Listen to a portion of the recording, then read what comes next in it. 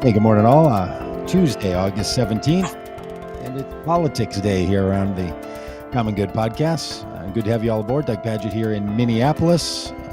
Love to know where you are. So if you're following along on the live stream, want to let us know, or listening on the podcast, shoot us a message. Tell us where you're listening, what you're doing. I'm sitting down talking about politics today with Robb Ryerse, who's somewhere outside of Fayetteville, Arkansas. Hey, Doug. Good to be back. Back from a 10-day trip to Ireland, and I got to tell you, there was top of the morning to you. Then, thank you. Now, I have not had a Guinness yet today, but so many things that my wife and I, experienced during our 10 days of driving around the coast of Ireland and celebrating our 25th wedding anniversary.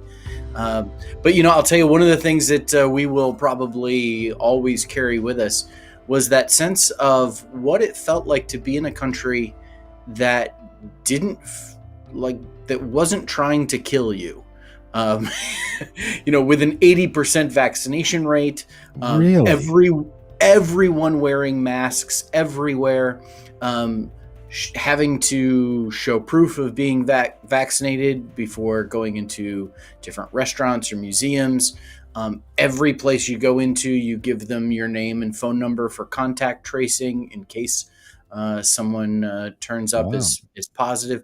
So many precautions, consistent signage across the board. We took a 15-mile boat ride out to Skellig Michael, which folks might know about. Apparently was where some of the Star Wars Last Jedi movie was filmed, and it's this island out in the Atlantic Ocean, 15 miles out, that was the home of a 7th century monastery, and you can visit it and then walk the 600 or so steps up through into where the monastery was. It was absolutely incredible experience. Wow. And there on the island that only holds a 7th century monastery, long abandoned, was COVID-19 signage, social distancing, hand sanitizer, attached to the stone, because they're taking this thing seriously. And so it was really wonderful to be somewhere for a little while that felt like, we're going to take this thing seriously as a government and as a people. And, my wife and I were talking with a bakery owner in little town of Dingle, Ireland. And it was really wonderful experience. And he was telling us that he said, it doesn't matter what your politics are. This is bigger than that.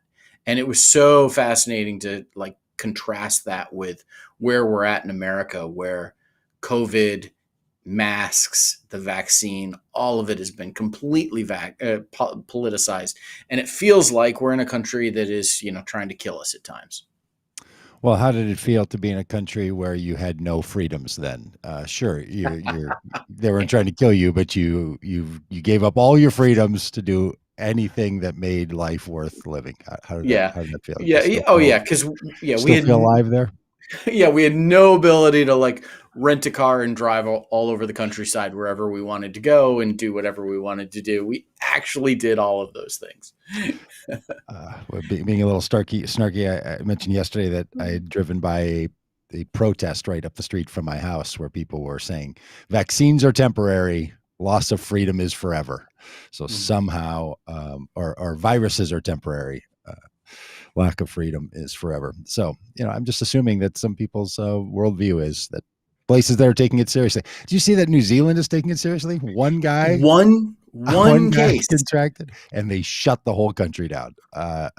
Really I saw the headline that said New Zealand, goes on lockdown. I thought, oh boy, even New Zealand, which was this case of this is how you do it right, around COVID, was going to be shown as, it didn't last. Well, it's because one case was determined, and they're like, everyone freeze. Yep. Stop breathing, go in the house, and they took care of business. Yep.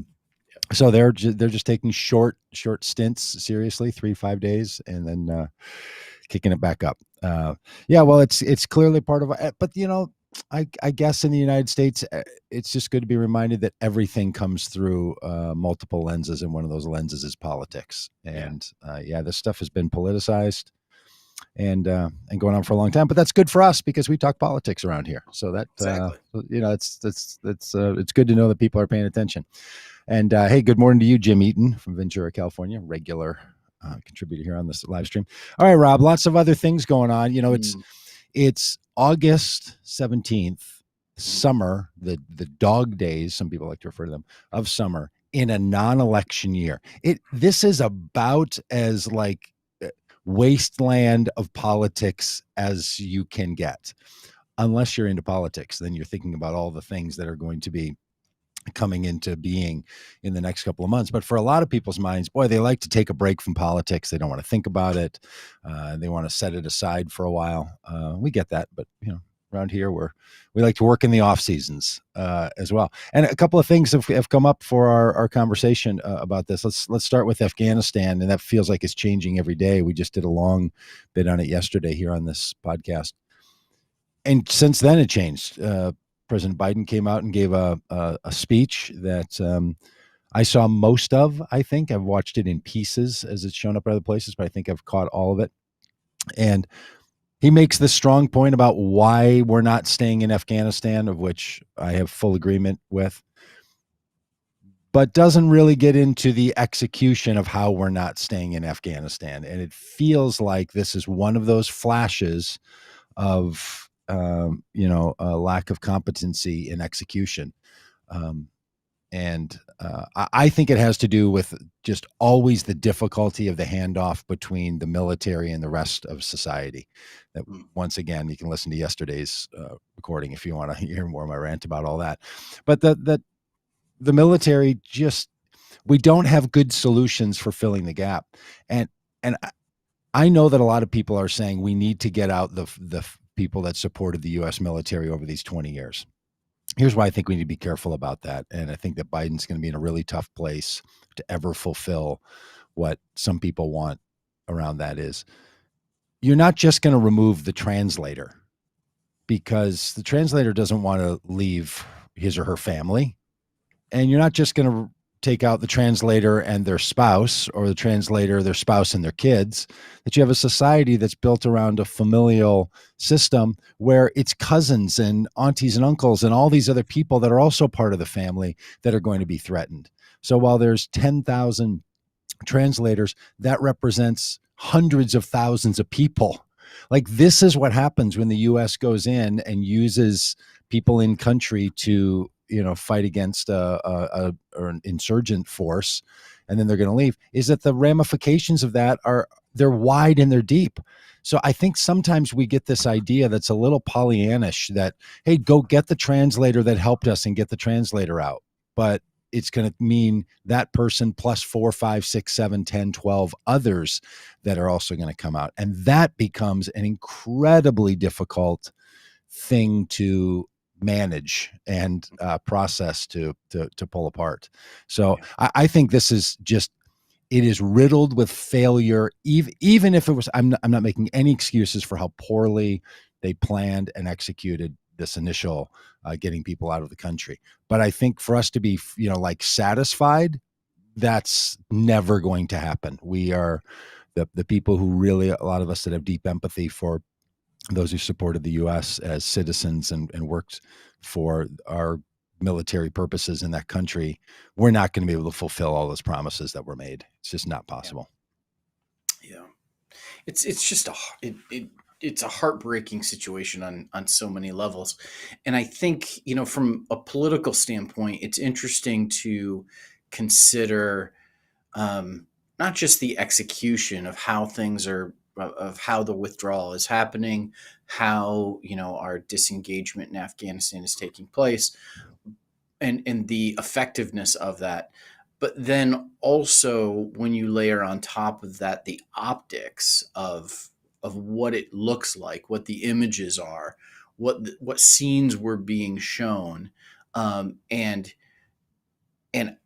even if we're able to kind of recover, get our footing, realize, oh man, we might have botched this at the beginning, and get some much better sense of how to handle, this withdrawal, and how to handle, refugees from Afghanistan, and getting diplomats out and journalists and all of that kind of stuff. 2-3 days from now, if we've got that all figured out and the logistics are working perfectly, the lasting images are going to be of those 650 people crammed into an airplane, the crowds of people chasing the airplane as it goes down the runway, the horrific pictures of people falling to their deaths after clinging to trying to hang onto an airplane that's taking off. Yeah, it's just though the chaos of that, I think, is going to be the lasting image. And from a political point of view, and I hate to,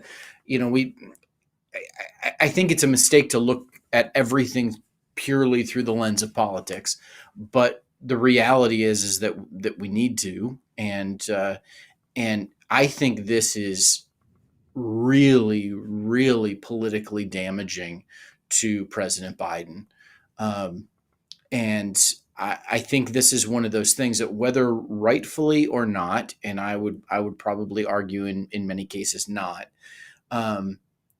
this is, regardless of what has happened, what was supposed to happen, who negotiated what agreements were made, this cluster of chaos that is happening right now is the lasting image that's going to stick, and it's going to stick to him, and it's going to be, I think, a really difficult thing to maneuver politically for him. It's going to look like, man, he botched Afghanistan. Whether that's true or not, that's gonna stick. I think that's true. And at the same time, people have really short memories, and 6 months from now, whether anyone is still remembering with the emotional level about this difficulty, or if it's just going to be, oh yeah, Afghanistan was a mess. And here's why I think it may have political, it'll get attached to him, but it might not have a lot of consequence to it. It'll become one of the features of, the Biden presidential automobile, but it's not what anyone's going to decide if they're going to, re-up that lease or not. Yeah. Feature. I think they're just going to forget about it, like we do so many other things. And the degree to which people haven't cared about Afghanistan for 20 years, I don't know that they're going to rally up to all of a sudden have this huge outcry about what we owe. Maybe we should, maybe not, but I just think your average person's going to set this aside by the time we get down there. When they think about Afghanistan from beginning to end, it's going to be like every president was bad on Afghanistan. Yeah. Do you worry, though, that the brand that is developing for Joe Biden is one of best intentions and complete inability to pull it off? Well, that's where I think the problem will come in, is if competency around execution of things, right. And if this becomes a tile in a mosaic that creates an image of competency or incompetency, that's where it's a big deal. So that's what I think can be solved. There's almost a sense in which if Afghanistan is an outlier of competency, like, well, that was horrible, can't let that happen again. And there are a lot of reasons, but here's other things that we're not. That actually, I think, then becomes something that's manageable. And how they're going to handle this in the last 24 hours and the next 72 hours probably has a lot to do with that. Literally what they do. I thought it was great that he came out and just owned it. I thought he was Pollyannish again about, hey, we planned for every contingency, but this all happens rather quickly. And I get what they're doing. Like, not to be as apologist, but they didn't want to pull out all American staff and all American interests when our military pulled out. They wanted to believe, and send the message that Afghanistan was a legitimate nation and we can have relationships there and we're not going to pull all of our people out. So they weren't going to be planning to evacuate everyone at the same time. Like, had they done that, had they planned for, okay, within 5 days of the pullout, the final days of the pullout, we're going to remove all of the translators, all of our staff from embassies, all of the contractors. They're all coming out. And then the Taliban takes over. You know what people would have said? Well, they took over because you pulled everyone out. Like, this is why the military No-win. approach, Yeah. the military approach everywhere is just bad, because you can't solve for it. You create this craziness in context.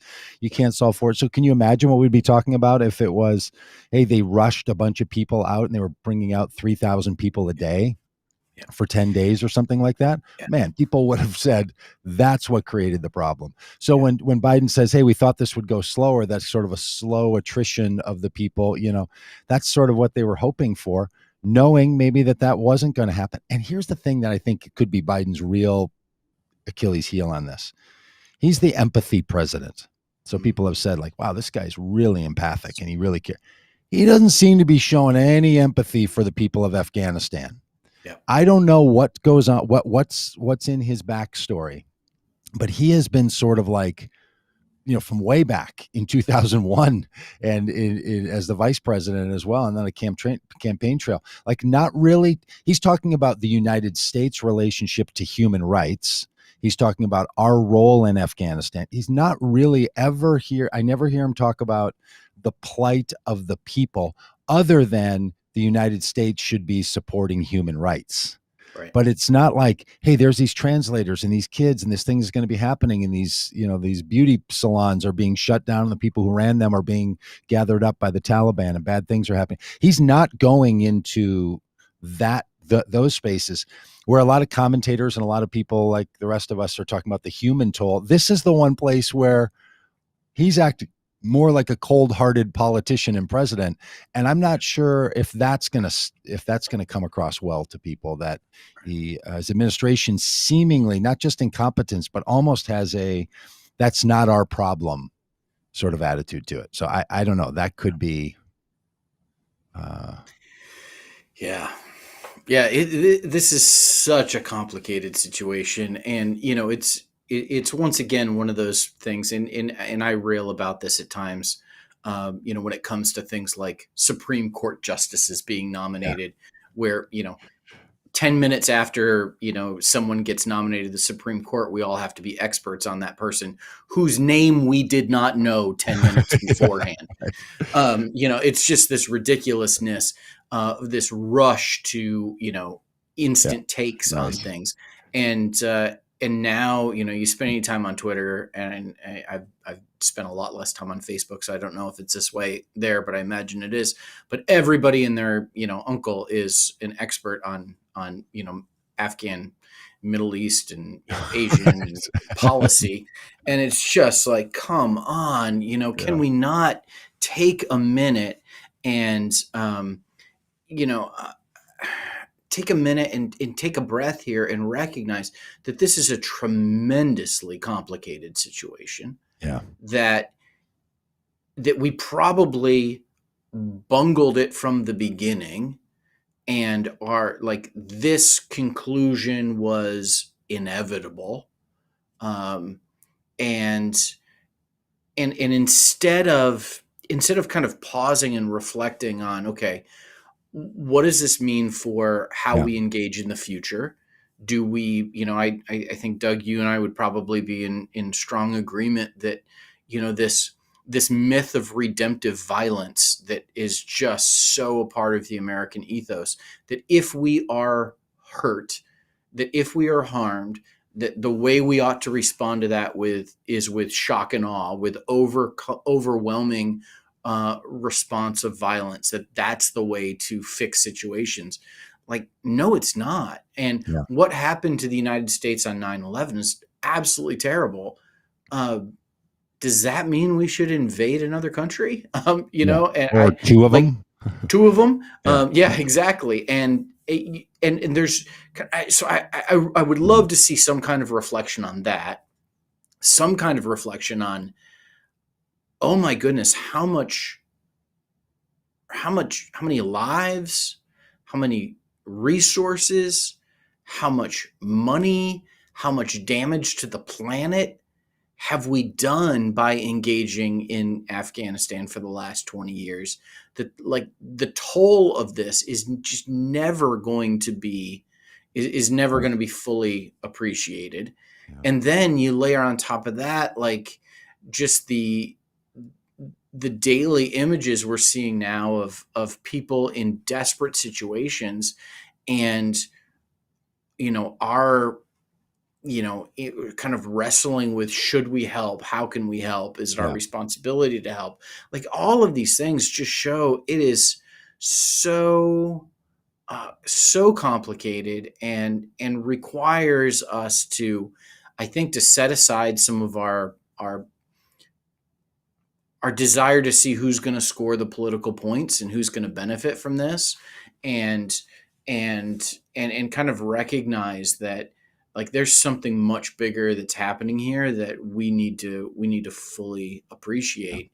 And and and I really think that, the people that are trying to politicize this, and I think, looking squarely at the Republicans over this, um like, I what I see, from a political standpoint, is a group of people who advocated for this very thing, seeing it being bungled, and now, are vulture circling Sure. and Sure. saying this is our opportunity to strike and to score some political points, and which is exactly the wrong thing that should be happening at this point. Whatever happened to politics ends at the nation's borders, Yeah. like, you know, Well, it, and look, I get that. I get the politics ends at the nation's borders argument. That's been one of the tropes, though, that has allowed mhm. us Oh, to sure. have a militarization and an international policy that goes unquestioned. Is Yeah. that every Oh, time something's happening overseas, everybody's like, "Hey, we got to rally around the flag."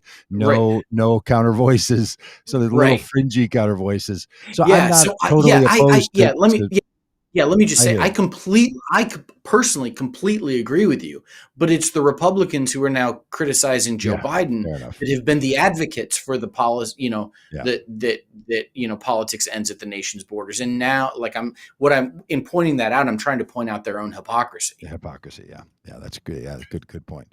And Mike Dufresne makes a nice point as well that this actually goes back to Reagan funding the freedom fighters Mhm. in Afghanistan and Bush with the Saudis and all the rest. So this Afghanistan circumstance and situation, I mean, it goes way back to that Billy Joel song, like "We Didn't Start the Fire," with Soviets in Afghanistan. If you go way back into the '80s, like Reagan had to respond to the fact that the Soviets were supporting, the Afghan government, and so this is a thing that we have been poorly involved in Afghanistan and for so long. Biden makes a point about it being 20 years, but it's actually been an entire lifetime. Yeah. And there was just no way to get out of this, and probably no way for even the evacuations or the leaving or the pulling out to go well. Uh, Mhm. I, I know people are saying, like, "Hey, this all could have been handled better." Uh, sure, of course, yes, but measurably better? Do we really think? Like, was there not going to be another set of images, another set of stories coming out about how we turned our back on people I don't know. I think Mhm. that this was destined to not have a good conclusion from the vantage point of people who care about the human suffering. It was destined to be a problem to begin with. And so Biden is going to put some blame on Trump, and Trump is going to blame Obama, and Obama is going to blame Bush, and Bush is going to blame Clinton, and the fact that Madeleine Albright was all for the Taliban at one point back in 1997, and here we go, right? But that's the situation we have. So this re-navigating our relationship there, it's not it was never going to be Yeah. a decent thing, it seems to me. Hey, Jimmy, this is a great comment. He says, "Hey, as soon as I think I'm interpreting this right, as soon as Biden comes across as someone saying he's an incompetent president, that Trump is going to come out and say, 'I was the most incompetent president.'" His competition gene is going to step in and he's going to say, "No, I was the greatest incompetent president ever. No one was Yeah. ever more incompetent than me." All right, that takes us to the People are saying, we the are the orange people face. that are saying that. Yeah, the twice impeached failed presidential reelection candidate Donald Trump. Here's the thing that struck me this last week: how little of Donald Trump is in the news and in my news feed. There was a while where, man, going through the Apple News site or other ones, everything I was seeing had to do with Trump. Like it was just all over. And for some reason, that has really slowed down and diminished. And it feels more like what I thought it would be like when he was out of office, and it didn't seem that way in April and May and June and July. But it feels like something has turned. I don't, look, the guy can come back like a bad summer rash. There's no doubt about that. Um, but it feels like I feel like his influence is waning. Do you think that's true? Do you think there's a waning nature, and that the people who are supporting him are even becoming more fringy inside the people who support your run of the mill Republican or even support Donald Trump as the president? Yeah, and maybe part of the reason why Trump is receding from from your newsfeed and whatnot is because we passed reinstatement day with without Donald Trump being When was reinstated. that? I mean, When was it reinstatement was day? supposed to be Friday. It was supposed to be Last this past Friday. Friday. Oh, I Yeah, it missed was it. supposed to be the day that Donald Trump would return to his rightful place as a dear leader of our country, and it didn't happen. And so I don't know. I tend to think that this is more like the summer rash that you just mentioned Okay. than a a Right. permanent situation. I think what we're going to see here with Trump is you know kind of picking his spots and his opportunities. And in fact, I think even this Afghanistan situation, is one of those where he's certainly it's brought him back into the spotlight where he was arguing for all of this, but and maybe in some negative ways, because clearly the Republican Party is trying to scrub a bit of what was taking place Yeah. during the Trump administration. And this article that's out now about how the Republican National Committee has removed a page from their website, which was praising Donald Trump for making an agreement with the Taliban that included this withdrawal that I think he wanted to happen by May, and has been critical of Joe Biden that it hadn't happened yet.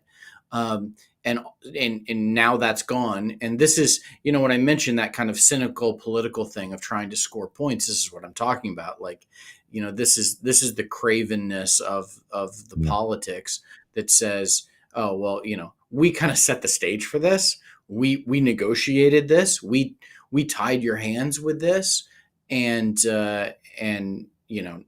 now we're gonna, now that it's going badly, we're going to criticize you for it. We're going to try to pin it on you. If it had gone well, they would have been crowing about how this was everything that Trump had planned and he had put into That's right. place. And so like that kind of political cynicism is there. What's so interesting to me about this though is and honestly I gotta say uh, I'm not as like up to speed, I guess, on this Taliban agreement. I like with everything else that was happening in the Trump administration. This was one that, frankly, had was not on my radar. Oh, Um, Did and did you know that he wanted to invite them to be at Camp David on September 11th, 2020? That was his plan. He had invited them in that phone call to come and to be in the United States and to stand and shake hands at Camp David on the day of the 19th anniversary of September 11th to declare that we've now solved Afghanistan by this historic negotiation with the Taliban. They did everything except have the Taliban come to the United States for a presidential visit at the Camp David Retreat Center. yeah, so I guess I'm left with a couple of questions. That One guy. is, yeah, one is, you know, this happening, why were we negotiating with the Taliban instead of, working with, the duly elected, Afghani government? And I'm sure there's answers to that. It's just one of those weird. It just feels like, well, this is And, this. and it's It because the feels really Taliban had functional control of more than 60% of the country. yeah, Basically, the Afghan government was only in certain population yeah, centers, and the Taliban was, and Mike Pompeo negotiated and had a perspective that it's really the Taliban who has the cultural sway in the country. And that's really what many people believe undercut the government from yeah, being able to function. That the citizens were like, we don't trust the government. We don't know who they are. We know the Taliban. They're in our lives. They've been around for 40 years. We know that organization and how they function. And then when the United States started to um, use them as their primary conversation point, I mean, there was, this really goes back. yeah. Well, Probably the biggest political impact of all of this, and praise all goodness for this. Mike Pompeo will never be the president of the United States because he will be tagged with all of those pictures standing in Afghanistan with the Taliban, and the GOP can take this off their website as a historic accomplishment of Donald Trump. But Mike Pompeo was the hand that reached out and connected to the Taliban, and that is going to be the end of that, as they yeah. say. The other question I have is, why is Joe Biden, um, tied by this agreement? You know what? Like it why did this have to happen? Could this not have been renegotiated? Could this not have been, granted it did happen later than originally planned. It was supposed to happen in May. It didn't happen until August. Well, they agreed on it. I mean, they both had the same perspective. The U.S. should be out of Afghanistan, and by the time Trump had worked it down to 2,500 or 3,500 forces left in Afghanistan when Biden came in, the only thing he could do would be to send 10 or 20,000 more back there. And Biden had said, "I'm doing the opposite of that. I also want them all out." So he may not have wanted the deal with the Taliban, but he did want the U.S. forces out. And so at that point, could he unravel a legal agreement between the United States and the Taliban? I don't know that the president Yeah, had the authority to do that. But instead of this all being the thing that we're able to talk about now, it's, as you say, the images in your mind of people on runways holding onto airplanes and begging to get out, and showing how terrified they are of the reality of the Taliban. That Donald Trump and Mike Pompeo, and maybe even those in the Biden administration, I don't know, were not afraid of. They didn't see that the Taliban running Afghanistan was going to put this country, or even Afghanistan, apparently, in such harm's way. And they're going to be proven wrong for that, I think. And that's going to be the end of the people who tag their uh, political wagon to that horse. you hope so. You hope so. And if if people's memories are long enough, that will be the key question that exists there. I saw some posts the other day that from some people I know and think highly of, but they were saying, "Hey, if evangelicals keep taking over political power in the United States, is what we're seeing in Afghanistan just a prelude to what we're going to see in the United States?" And so I don't know if you get what they're getting at there. What I'm saying is that religious fundamentalists like this, and comparing Christian fundamentalists or Christian evangelicals to the Taliban, I think, is a thousand steps too far, and just an inaccurate comparison that's of no value at all. I don't think we should be looking at Afghanistan and being worried about, that if the Matt Gaetzes of the world, or Mike Pompeos of the world, or Marjorie Taylor Greenes, or Donald Trump's, that somehow this is going to turn into a fundamentalist society where it's as if we're living under Taliban rule. But that's the level to which people are fearful of politics in this country, and any more than the people who think that if you have to have a mask mandate in a school, that you've lost all your freedoms. There's no reason to be an American any longer. I mean, the catastrophic thinking that can go on sometimes in our cultural and politics is really amazing, really an amazing thing. But I'll tell you somebody who did have a catastrophic view of the world, and that's my pillow guy. Uh, Yeah. I mean, technically, he is my pillow guy because I do own, but no longer sleep on a my pillow. But not because Michael Lindell made it, just because I found a better pillow. He's a Minnesota fella, so I feel a real deep connection to him, Minneapolis guy. And if you don't know who Lindell is, he's the one who owns the company My Pillow, and is probably the greatest booster of Donald Trump and the greatest booster of the election was stolen that you can find. And Rob, I thought you had a really good insight on this, that what we're seeing going on through the life and lens of Yeah, Mike Lindell is actually an indicator of something that looks rather familiar in yeah, right wing extremist politics that we see in other parts of our yeah, world. yeah, yeah. So I grew up in um, a, a, a version of fundamentalism that, you know, now we often, and Doug, you just did this, kind of equate fundamentalists and evangelicals. It's like very easy to put those groups together. I grew up in a type of fundamentalism, a separatist type of fundamentalism that, we did not identify as evangelical because evangelicals were seen as compromisers, and I often joke, that I grew up in a Baptist denomination up north where we weren't allowed to have anything to do with the Southern Baptists because Southern Baptists are too liberal. That just, to kind of just put on the spectrum of where we were, and we were, even in our circles, we were a bit of a moderate fundamentalist denomination. They're independent, fundamental Baptists that, were far to the right of us. And and so, you know, growing up in that, I know a bit about the history of fundamentalism, and what was known in the early 1900s as the fundamentalist modernist controversy, the birth of evangelicalism that came as a result of that, the different approaches of how to respond to theological liberalism. The fundamentalists had this kind of separatist approach where we pull out and we have nothing to do with these theological liberals. And then there were others who like, well, let's kind of engage and see if this thing can be reformed. And these different approaches that have given birth to now where we've got fundamentalism, and then we've got evangelicalism, and all the different stripes.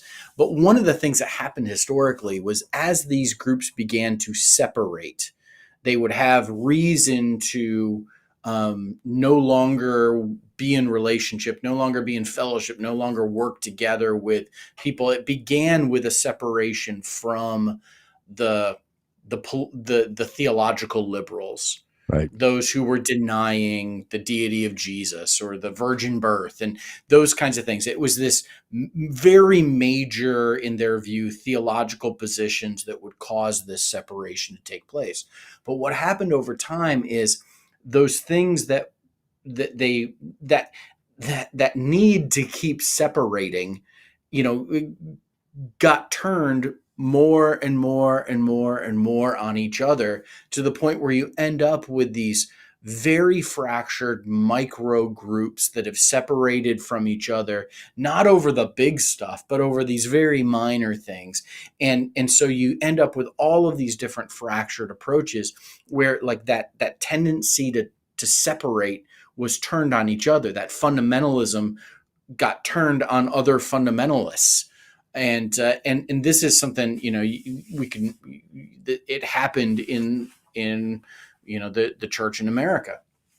What I'm beginning to observe is that same kind of fracturing is happening in the very far extreme kind of MAGA, Right. conspiracy theory, wing of the Republican Party, is personified by Mike Lindell, who had this symposium, this cyber symposium, where they were going to figure out all the ways that the election was hacked, and they had all of these cybersecurity experts, and then they got hacked apparently, which was, if you were going to write the script, I think we all would have predicted that this cybersecurity cyber symposium is going to get hacked and they're going to cry foul. Like, that was, you could see that one coming from a long way out.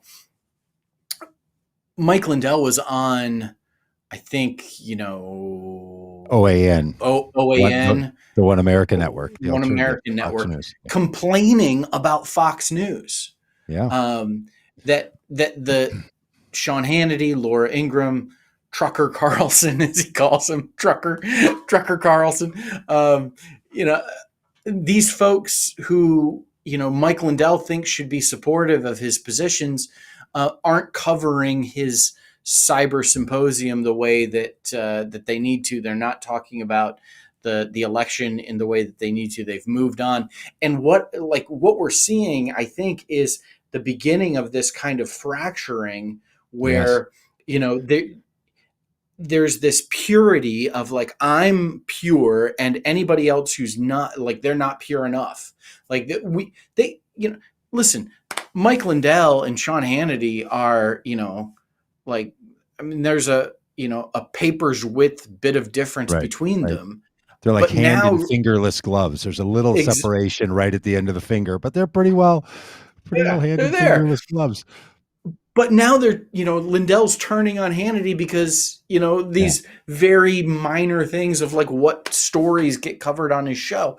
And I think we're going to see that this conspiracy theory mentality, in the same way that separation mentality took place in theological and ecclesiological fundamentalism, I think this kind of conspiracy theory mentality is going to take place, is going to take hold, and is going to get turned on on people who should be allies.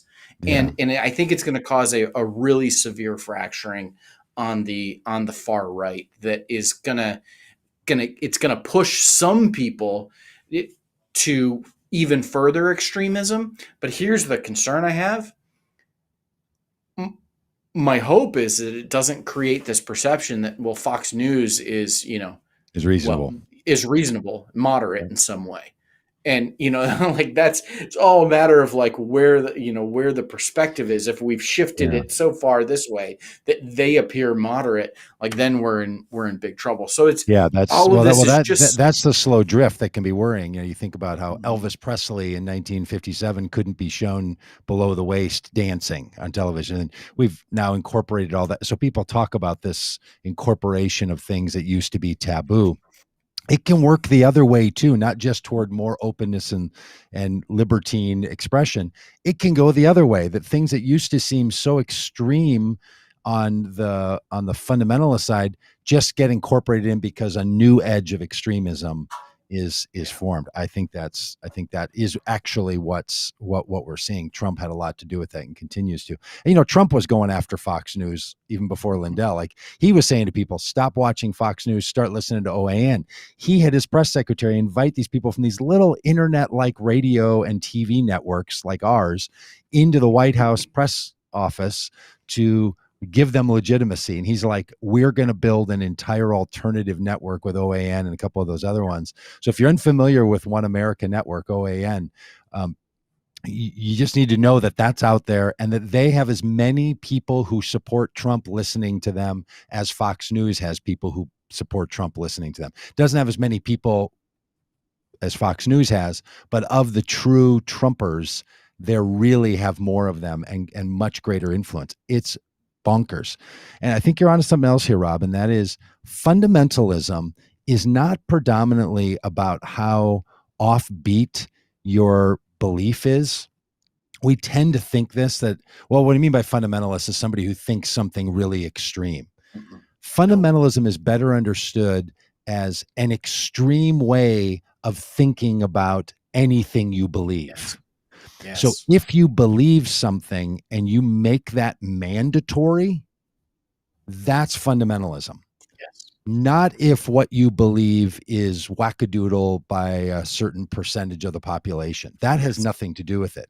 So, your illustration was great, because what people are getting at when they have this fundamentalist struggle is they're like, this thing that I'm talking about, it is so important. How can you not be talking about it? Like, look, if I believed what Mike Lindell says he believes, and I trust him that he believes this, that the election was stolen by this set of by these people interfering in these ways, if the things he's describing had happened, and I believe those things had happened, I don't know. I think I would be, feeling like, my gosh, this is a major, major problem. So what he's done, and what people like him have done, is they've elevated to an unchallengeable level the truth of this. So we all have to watch our fundamentalism tendencies, and don't tell ourselves that we think mainstream so we're not fundamentalists, because it's not what you believe, it's how you hold those beliefs. Yes. Fundamentalism, and the people that have, and if I have any kind of following, it's, people have heard me say this, many times over the last 15 years. Fundamentalism is an attitude. It's not a set of beliefs. And one of the, there's a lot happening right now in terms of, kind of looking at deconstruction, and there's, lots of interesting things that are happening in the world of kind of ex-evangelicals in terms of deconstruction, and there's different controversies that are taking place right now. One of the things that I've seen is people kind of deconstruct their faith, and this happens both in theologically in church life, and it happens in politics as people move from one group to another. What happens is people tend to trade one fundamentalism for another. Because they think the category is important. They just need they just don't like what they have in that category. Yes. They have shifted what they believe, but they have not shifted how they believe. They have shifted, the content, but the container is the same. And I think one of the biggest dangers we have, I think there are absolutely dangerous beliefs in terms of content, like those who don't believe in the vaccine, like those who don't believe in climate change, like there's things that are like the content of the beliefs are absolutely dangerous. But what is also dangerous is the way people believe at times. And this type of attitude, this fundamentalist attitude that, if you don't agree with me, you are, condemned in some way. That's a really dangerous attitude for us to continue to be human with each other. That's right. And because it's not only the way you believe that thing, like you say, the attitude, but how you, one of the ways you're that fundamentalism is snuck in, is how you treat someone else who doesn't hold to the belief that you hold. Like the test of it's not like your passion for it or how important you think it. Like there's things that I feel like are core to who I am about what I believe about the world. So I don't think that yet makes me a fundamentalist. What will is when I meet someone who disagrees with that thing that I hold so dearly, then how I view them. When they now have become an enemy, when they now have become someone that I have to move against or away from, when now there's conflict and power that's going to now need to be availed in a particular way, that's when you're into something that's not just, this seems to make all the sense in the world to me and I hold it very deeply. Is what do you do when when those ideas are challenged? And you're right. You get that in religion. Good Lord, you get it in politics. You get it in sports. You get it in coffee shops. I was thinking about so how when you were describing fundamentalism, I'm like, like in the slow coffee movement, like is the person that owns their own independent coffee shop where they source all the ingredients and they hand grind and they slow pour. When someone's like, oh yeah, I got a favorite coffee shop too. It's the Caribou around the corner, or Starbucks or Pete's. They're like, oh yeah, no, that's not what we like.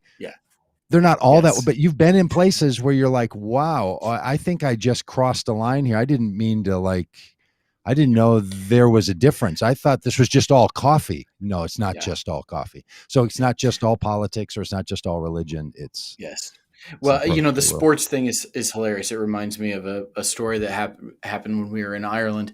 Vanessa and I were near the end of our trip. We were staying at this little Airbnb, this little bed and breakfast overlooking the Atlantic Ocean. It was called the Seacoast Lodge in Fanmore, Ireland. It was just this really unbelievable setting out in the middle of nowhere. and there's this little kind of hole in the wall pub that's across the street that we head over to have dinner. It's really like the only thing around, and so we head over there to have dinner.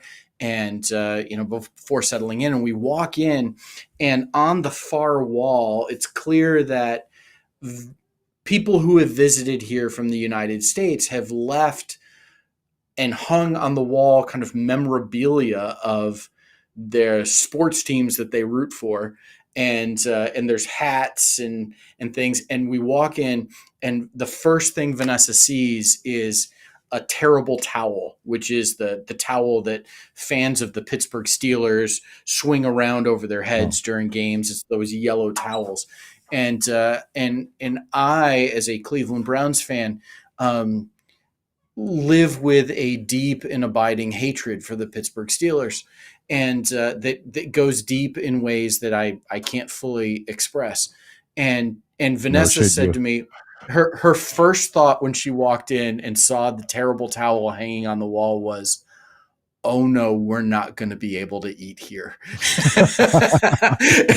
but luckily, amazingly, about 6 inches above the terrible towel was a Cleveland Browns banner hanging, and I mean, like, it was one of those, like, everything is right in the world. I'm in a tiny Irish pub in the middle of nowhere, and there's my team represented. And so that fundamentalism, when you point out that it exists in sports, it absolutely does.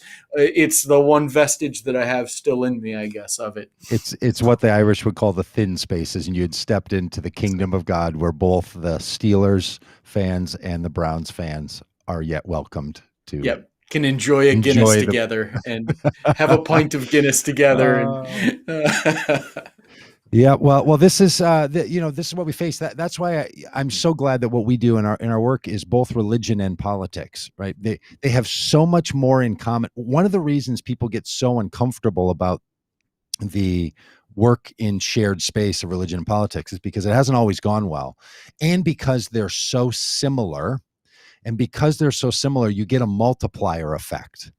So if your religious commitments call you to live in a certain way, and you somehow see that your political commitments also lead you to live in that way, well, those two compound each other. They reinforce, and they're a multiplier. It's what's the math term that I'm looking for? They don't just times, they square. They're exponential. They're exponential. So that's one of the things that kind of freaks people out when they see these kinds of deeply held beliefs that become fueled and together. So we have to treat both of those with even more care and even more awareness. And that's one of the things, that we try to do in the work that we do at Vote Common Good, is try to get people who care about their faith. For us, we're trying to specifically reach out to Christian people who have been hardwired into republicanism, and they want another option of at least available to them. And we very much want them to take that other option in this current political system, because it's time for such a thing. But to try to really mitigate some of the compounding effects of what can happen when you get in a self-referential feedback loop, where you start to hear the same refrains coming from your religion and from your politics and from your culture and from your entertainment, and all of a sudden you're in a world that you really can't see out of. I mean, it's one thing to not be able to see and recognize everyone else's life experience, but if you feel like you're only seeing your own, and that is so normative, that's where danger sets in. And unfortunately, even though we live in this global age, we live in a country that's made of people from all over the planet, that we are very in a place where access to difference is, for many people, at everyday availability. Most people still live inside of an ecosystem where they're hearing only the self-curated narratives. And boy, that's awfully, awfully hard.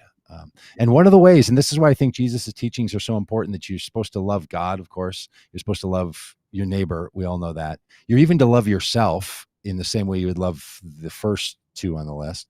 And you're to love your enemy the same way. So enemy, self, neighbor, and God should all be of prime concern for you. It sort of encaptures everything of, all, and just throw in all other living beings in there, and you got the whole package. But that you don't separate out the enemy from self. Like the way you undo fundamentalism is to treat enemy the same way you treat self, you treat neighbor, and you treat God. That's the call. That's not, hey, let's rally up our power base of our neighbors, ask the God of the universe to bless those, and put yourself in the middle of it to attack your enemy. That's pretty typical. The Jesus teaching actually is an alternative to that, which says there's another way and a different way to move. And all of that, Doug, loops back to the conversation about Afghanistan and the heartbreaking situation in which, we as the quote unquote Christian nation didn't live out these values and how we engaged in Afghanistan, and now look at the mess we've made as a result of it. Yeah, it's in the Christian sense, as a somebody who's into non-militarization because of my Christian teaching. Some people who would very much bemoan, be saddened by, sickened by everything they can to stop what's referred to in military terms as friendly fire, meaning your weaponry was used to harm or kill someone who's on your side. It should only be used on the enemy, and then should only be used on the military expressions of your enemy. That in the Christian world, because your enemy isn't distinguishable from your neighbor or from yourself, all war is friendly fire casualties. Right? It's all us. And we have to set all of that aside to behave in the way. And the same thing sort of happens in politics, or when you drive by, a group of protesters up the street from your house, or you're interacting with somebody on Facebook, or you're putting a chat in a podcast live stream. All of that is the same. That the distinguishing between self, enemy, and neighbor and God is just that's a game that we're playing that would be better played by a different set of rules and practices, I think.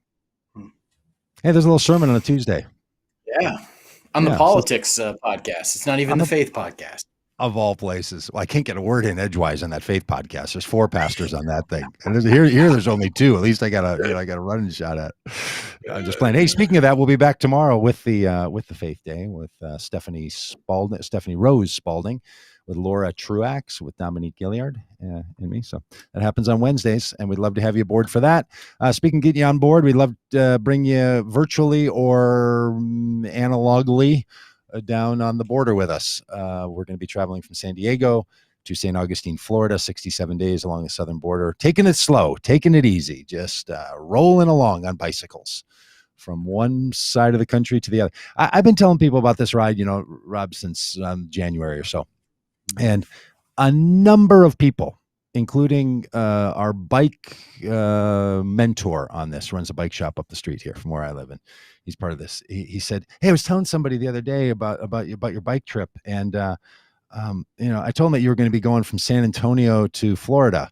I said, "Oh, well, we're going from San Diego." He's like, "Oh, you're going from San Diego? Like you're going across the whole country?"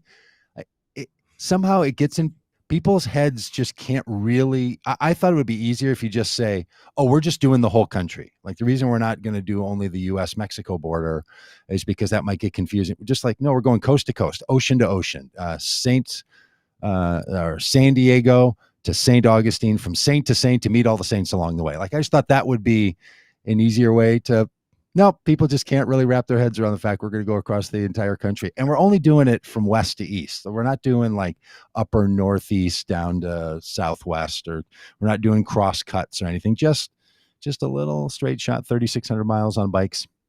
Love to have you with us live, virtually, or just in your hearts, and even more in your bank account. So stick with us in the next couple of days. We're going to invite people to make donations per mile for this work we're doing, because we're telling the stories of life and how it's impacted by our border practices and immigration policies.